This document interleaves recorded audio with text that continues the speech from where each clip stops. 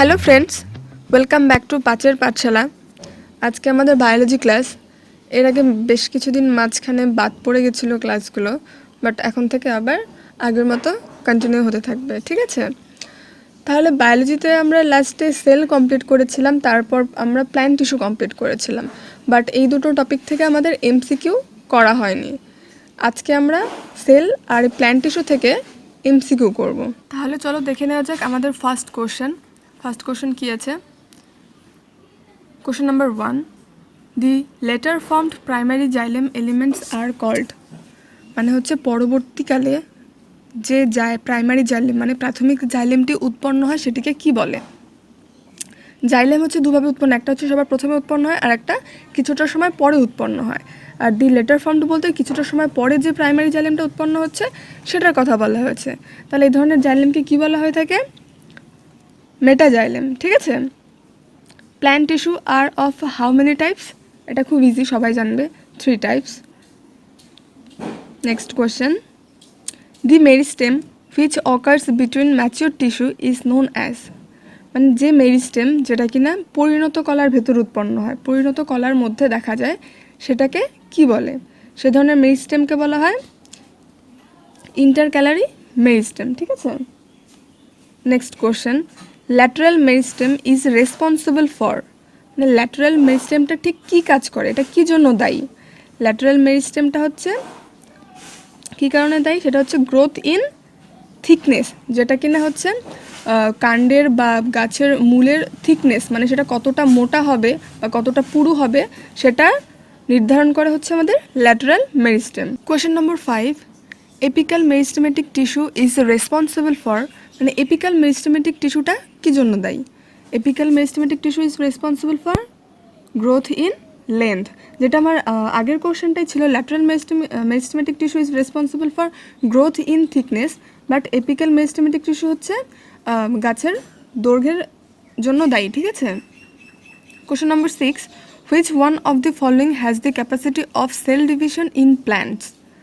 অপশনগুলোর মধ্যে কোনটির উদ্ভিদের ক্ষেত্রে কোষ বিভাজন করার ক্ষমতা রয়েছে?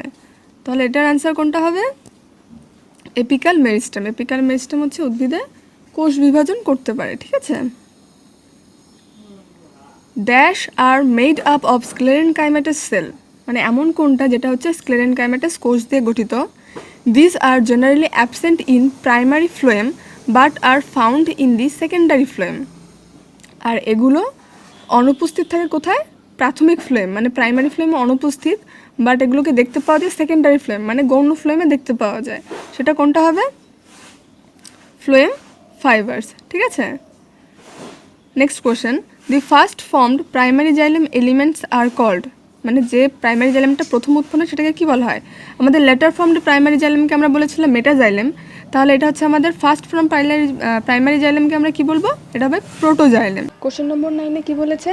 In stems the protoxylem lies towards the centre and the metaxylem lies towards the periphery of the organ, this type of primary xylem is called. কোশ্চেনটাতে কি বলেছে? স্টেম মানে কাণ্ডের ক্ষেত্রে হচ্ছে প্রোটোজাইলেমটা কেন্দ্রের দিকে থাকে আর মেটাজাইলেমটা হচ্ছে বাইরের দিকে থাকে। প্রাইমারি জাইলেমের এই ধরনের গঠনকে কি বলা হয়? আনসারটা কি হবে তাহলে? অপশন ডি, এন্ডার, ঠিক আছে?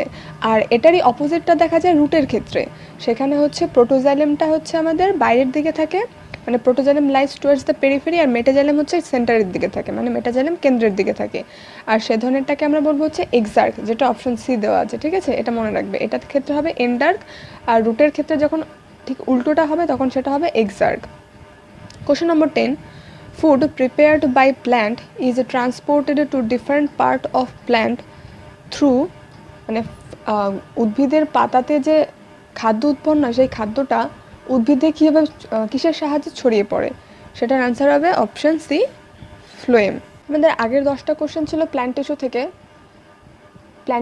আমরা যে 10টা কোশ্চেন এখানে করলাম, প্রত্যেকটা কোশ্চেনই আমাদের যখন আমরা ক্লাসগুলো করেছিলাম প্রত্যেকটা কোশ্চেন সেখানে ডিটেলসে আলোচনা করা আছে।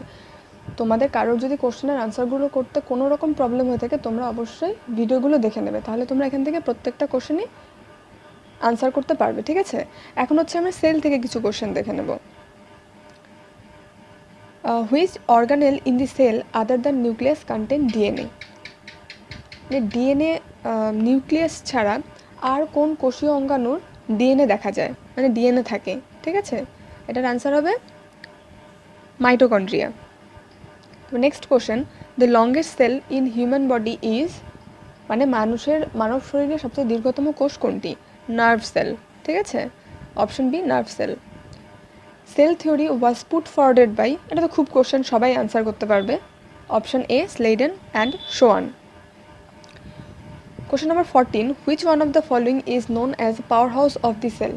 এটাও খুব ইজি কোশ্চেন, কোনটাকে কোষের শক্তিঘর বলা হয়ে থাকে? অপশন সি মাইটোকন্ড্রিয়া, ঠিক আছে? আচ্ছা, এরপর হচ্ছে আমাদের next question number 15, nucleus was discovered by, nucleus আবিষ্কার করেছিলেন কোন বিজ্ঞানী?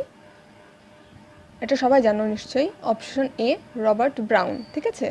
Question number 16, the outermost covering of plant cell, মানে উদ্ভিদ কোষের সবচাইতে বাইরের আবরণকে কি বলা হয়ে থাকে?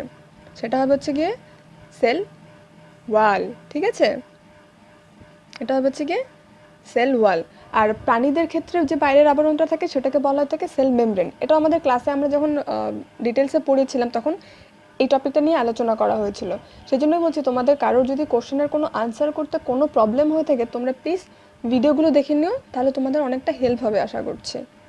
Next question, site of protein synthesis in a cell, কোষের প্রোটিন সংশ্লেষণ হয় কোন কোষীয় অঙ্গাণুতে? এটা হবে হচ্ছে গিয়ে অপশন বি রাইবোজোমস, ঠিক আছে? হচ্ছে site of a cellular respiration, cellular respiration হয় কোন কোষীয় অঙ্গাণুতে? এটা হচ্ছে আমাদের মাইটোকন্ড্রিয়া, ঠিক আছে? Next, the enzyme found in lysosome, ঠিক আছে? এটা স্পেলিংটা মিস্টেক ছিল। The enzyme found in lysosome, মানে লাইসোজোমের মধ্যে কোন এনজাইম পাওয়া যায়? এটা হবে হচ্ছে আমাদের কোন এনজাইম? যারা জানো তারা কমেন্টে আনসারগুলো করতে থাকো, ঠিক আছে? লাইসোজোমে পাওয়া যায় হচ্ছে আমাদের option C hydrolytic enzyme. Next question, function of lysosome, লাইসোজোমের কাজটা কি? লাইসোজোম কী কাজে সহায়তা করে? লাইসোজোমের কাজ হচ্ছে ইন্টারসেলুলার ডাইজেশন, মানে অন্তঃকোষীয় পরিপাক, অন্তঃকোষীয় পরিপাকে সহায়তা করে, ঠিক আছে? Number of mitochondria in bacterial sell, ব্যাকটেরিয়ার কোষে মাইটোকন্ড্রিয়ার সংখ্যা কত? সেটা জিজ্ঞেস করছে। এখানে তোমরা মনে রাখবে যে ব্যাকটেরিয়ার কোষে আদতেও কোনো মাইটোকন্ড্রিয়া দেখতে পাওয়া যায় না। তাহলে এটার আনসারটা কোনটা হবে? নিশ্চয়ই সবাই বুঝতে পারছো, হ্যাঁ, option D 0। Model of DNA is given by, ডিএনএর মডেল সেটা কোন বিজ্ঞানী দিয়েছিলেন? ডিএনএর যে একটি স্ট্রাকচার আছে, মডেল মানে যে স্ট্রাকচারটা, ডিএনএর যে গঠনটা, সেটা কোন বিজ্ঞানী দিয়েছিলেন? এটা হবে option B Watson and Crick. Question number 23, enzymes are, মানে এনজাইমটা ঠিক কী ধরনের? প্রোটিন ধর্মী, লিপিড ধর্মী, স্টেরয়েড ধর্মী না কার্বোহাইড্রেট ধর্মী, মানে ঠিক কোন ধরনের উপাদান দিয়ে এনজাইমটা গঠিত? এটা হবে এনজাইমস আর প্রোটিনস, ঠিক আছে? কোশ্চেন নাম্বার 24 আর আজকের last question, chromosomes are made up of, chromosome কী দিয়ে গঠিত? Chromosomes are made up of DNA, protein, DNA and protein, নাকি শুধু আরএনএ? কোনটা দিয়ে গঠিত? হ্যাঁ, chromosomes are made up of DNA and protein, DNA এবং প্রোটিন দুটো দিয়েই ক্রোমোজোমস গঠিত। ঠিক আছে ফ্রেন্ডস, আজকে তাহলে এ পর্যন্তই থাকছে। নেক্সট দিন আমরা অন্য কোনো টপিক নিয়ে বা হয়তো এমসিকিউ নিয়ে আবার আসবো। আজকের ভিডিওটি যদি তোমাদের ভালো লেগে থাকে তাহলে তোমরা অবশ্যই লাইক করো, কমেন্ট করো আর তোমাদের ফ্রেন্ডসদের সাথে শেয়ার করো। আর পাঁচের পাঠশালা চ্যানেলটিকে অবশ্যই সাবস্ক্রাইব করে দিও। Thank you.